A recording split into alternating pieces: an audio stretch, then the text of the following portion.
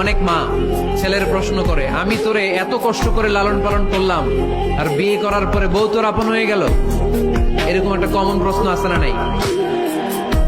এক চালাক ছেলে মারে উত্তর দিছে, মা তুমি মা ডাক শোনার জন্য জীবনে কি কষ্টটাই না করছো।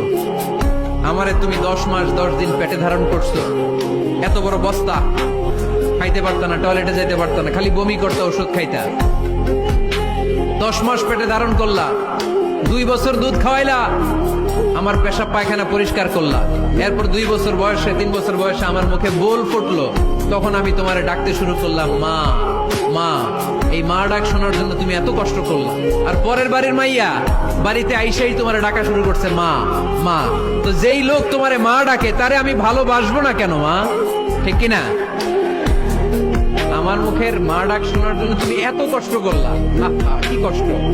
আর পরের বাড়ির চিনি না জানি না এক মেয়ে এসেই তোমার ডাকা শুরু করছে মা মা।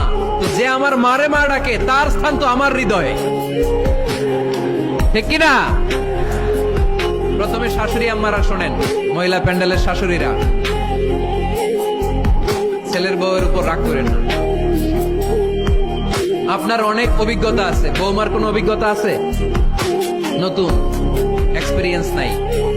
বৌমাকে একটু সময় দেন, একটু গুছায় নিতে দেন, পারবে। রান্না ভালো হয় না, পারবে। ঘুম থেকে দেরিতে উঠবে আস্তে আস্তে। আপনাদের সাথে মানায় চলতে পারে না, পারবে, সব পারবে। আপনিও একদিন পারতেন না।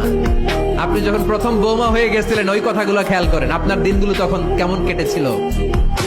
এজন্য পাড়াডা গায়ের শাশুড়ি আম্মারা, বউদের উপর জুলুম করেন না, অত্যাচার করবেন না। অনেক শাশুড়ি আছে পান থেকে চুন খসলে বদদোয়া দেয় বৌমারে, আছে না নাই?